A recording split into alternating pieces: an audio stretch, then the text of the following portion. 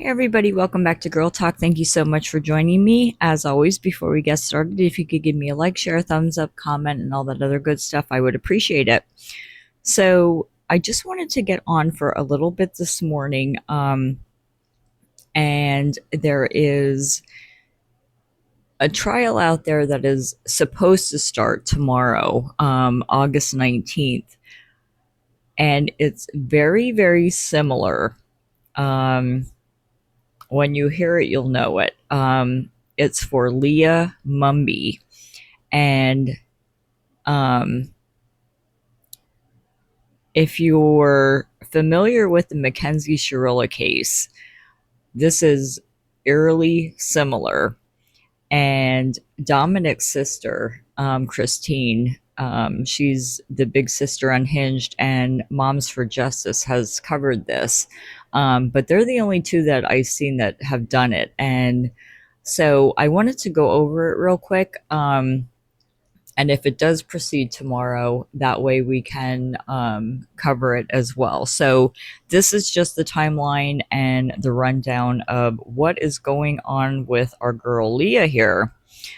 So I'm just going to read the recap. It said, after surviving a horrific crash, a man used a letterboard to accuse his girlfriend of attempted murder before he died. The case continues in court.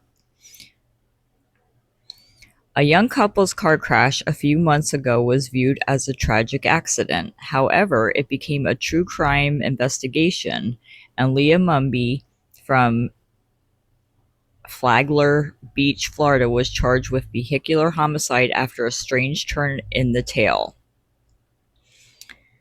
Daniel Waterman initially survived the car wreck but was in a coma. However, unfortunately for her, he woke up and accused his girlfriend of a deliberate murder attempt. Later, he passed away, but not before the cops found out his story. Notably, Leigha entered a plea of not guilty. And this was actually from Inside Edition. So it said, Inside Edition reported on Wednesday that the terrible ordeal involved a Honda plunging into roadside trees at 95 miles per hour. In the footage shown, folks could hear 24-year-old Leigha Mumby screaming out asking for help, thinking that her 22-year-old boyfriend had died. Meanwhile, it was unnoticed by her that Daniel's iPhone already dialed 911.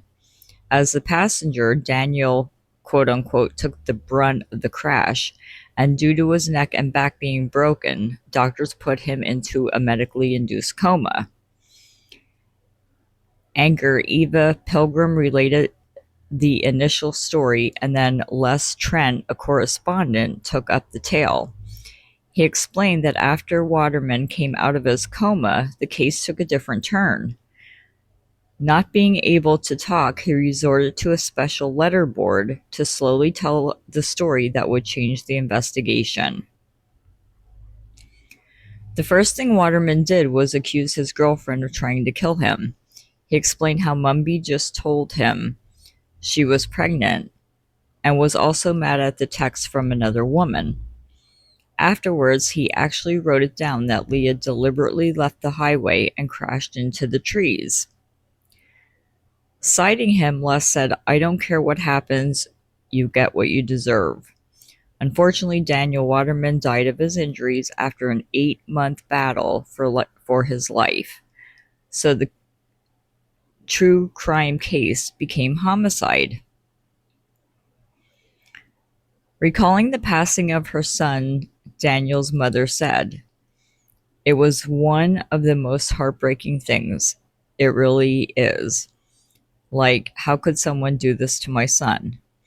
In an unexpected twist, Leigha was charged with vehicular homicide when she was arrested at the hospital where she had gone to visit Daniel. Eva Pilgrim noted at the end of the report that Leigha Mumby has pleaded not guilty to vehicular homicide, and she reportedly told police that she didn't remember anything before the crash. The case is still going on, with the court trying to find out what really happened on that fateful day.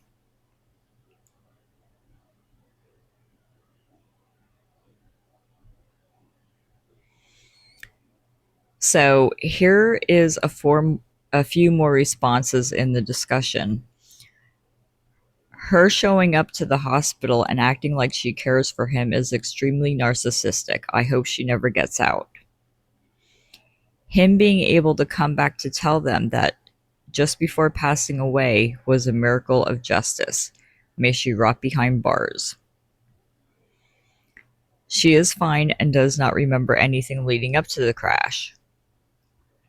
The man who was in the coma woke up and remembered everything about the crash. It's scary to think that it would have been just another accident without knowing the truth. And of course, for now, Leigha Mumby is presumed innocent until found guilty, but in the court of common public knowledge, it seems everyone believes she murdered her boyfriend. And here is another article that I thought this was really good. This was probably better than the first one. But this was from back in, this was a few months ago, so it's really not up to date. It says, a Flagler County community is rallying around the family of Daniel Waterman, a 22-year-old man who died on October 8, 2025, after spending 8 months hospitalized following a crash on Interstate 95 that investigators allege was intentional, caused by the woman who was driving the car. The case has drawn national attention, fueled by Waterman's own account of what happened, an ongoing vehicular homicide prosecution, a contested custody situation involving a newborn child, and repeated court delays that have frustrated those following the case. So on the night of the crash, on Super Bowl Sunday, February 9, 2025, Waterman was riding as a passenger in a vehicle driven by his girlfriend, Leigha Mumby, 24, along Interstate 95 in Flagler County. The couple began arguing during the drive, and the confrontation escalated. The argument stemmed in part from Mumby informing Waterman she was pregnant that day, and from a text message Waterman received from a female friend in New York, later confirmed by his mother to be an innocent exchange between football fans supporting opposing Super Bowl teams. According to statements Waterman later gave to investigators, Mumby began driving recklessly as the argument intensified. She slowed to around 50 miles per hour at one point, and Waterman attempted to exit the vehicle. Mumby then alleged accelerated back up to 80 to 90 miles per hour. The last thing Waterman said he remembered before the crash was Mumby telling him, "I don't care what happens, you'll get what you deserve," before the car veered off the road and slammed into a tree. Crash detection software on Mumby's iPhone automatically activated in the moments that followed, calling 911 and transmitting the GPS coordinates of the crash scene to dispatchers. Notably, Mumby made no attempt to call for help herself. When first responders arrived to the scene, she never directed them aid to Daniel. The crash left Waterman with multiple fractures, including injuries to his neck, back, and collarbone in 3 places. He also suffered dislocated hips, a leg injury, an ankle injury, and several contusions. He was transported to Halifax Hospital in Daytona Beach, where he spent months receiving critical care. His medical bills in Florida alone reached approximately $2 million before he was transferred by medical transport to SUNY Upstate Medical University Hospital in Syracuse, New York. Daniel was conscious between periods of sedation from the very beginning. As early as February 13th, his family captured video of him awake and attempting to communicate, desperately trying to convey what had happened. On February 18th, when family members mentioned Leigha's name, he clearly responded by shaking his head no. Though he was unable to fully communicate the details yet, his awareness and determination were evident from the start. By March 18th, Daniel had become skilled at using a letterboard, and he spelled out his account of the crash for his family. He later used the same method to communicate with investigators.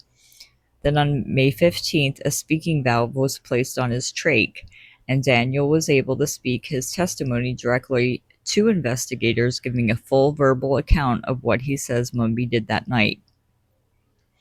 His account, combined with the reconstruction of the crash using vehicular computer data, led the Florida Highway Patrol to conclude that Mumby had intentionally caused the collision.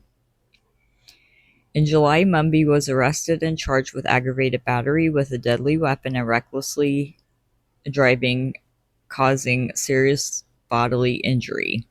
The family's attorney, John Hager, stated that evidence showed Mumby did not apply the brakes and that the car was accelerated at the moment of impact. Mumby told investigators she did not remember what caused the crash. She has pleaded not guilty. Despite showing signs of progress, Waterman died on October 8, 2025 from pneumonia related to his injuries. He was 22. His family had hoped he was recovering when he died unexpectedly. Following his death, the state attorney's office filed a vehicular homicide charge against Mumby, an additional second-degree felony. Mumby turned herself into the Flagler County Jail on October 29th and was released after posting a $150,000 bond, a process that took just 37 minutes from booking to release, a detail that has not gone unnoticed by those following the case. Assistant State Attorney Melissa Clark confirmed that charges would not be dropped following Waterman's death. The case has seen 6 continuances since proceedings began. At Mumby's first pretrial appearance following the vehicular homicide charge, a judge granted the defense's request for a 60-day extension to review new discovery, setting January 21st as the next pretrial date. The pattern of delays has drawn criticism from the supporters of the Waterman family, who say that repeated postponements are determining the integrity of the process. Mumby is represented by Jacksonville attorney Reed Hart. Custody of the child. Mumby discovered she was pregnant on the morning of the crash. She gave birth to the child on October 11, 2025.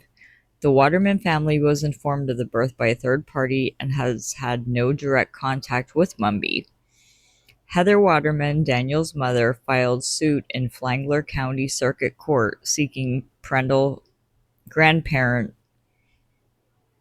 visitation rights. The family is also seeking custody of the newborn pending the results of a paternity test. Daniel's family has not met the child. The court's current custody arrangement has drawn significant concern from community members and advocates. The fact that the defendant was granted custody of the child, despite the severity of the incident, is deeply concerning, said one person following the case.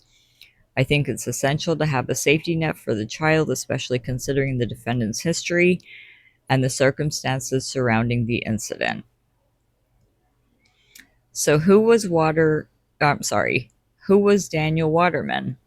Waterman was a basketball and football player whose family described him as the best son and cousin anyone could ask for. Originally from the Liverpool area near Syracuse, New York, his family made the journey to Florida to be by his side throughout his hospitalization. It's just so sad. He had his whole life ahead of him, a family member said. I'm never going to see him be a dad. I'm never going to see him be who he was supposed to be. And the community response. In the wake of Waterman's death, community members have organized to raise awareness and support the family's push for accountability. A Facebook page has been established for those wishing to connect with others. And what's next? The case is moving through the Flagler I hope I'm saying that right, county courts, with a hearing scheduled for Wednesday, July 22nd. So, like I said, that was a little bit of the older ones, but really good information. The next pretrial conference trial is scheduled for tomorrow, the 19th. Whether it will happen or not, I don't know. But I thought this was, excuse me, some really good timeline and info to go over. Um, I don't know. I heard this on Moms for Justice. That's where I first heard this, and they're basically calling it the other crash. I mean, it's really, really freaky, and you have to think, these girls are getting pissed off. They have 3 to 5,000 pounds of steel and metal behind them. If you're going to get pissed off, um, step away from the driver's seat. You don't belong there. Um, this is getting out of hand. But all right, guys. So I just wanted to hop on and we will talk soon. Thanks so much for joining me and look out for updates on this trial. And again, it's under Leigha Mumby. And go check out Moms for Justice and Big Sister Unhinged. She also covered this. All right, we'll talk soon, guys. Thanks so much. Bye.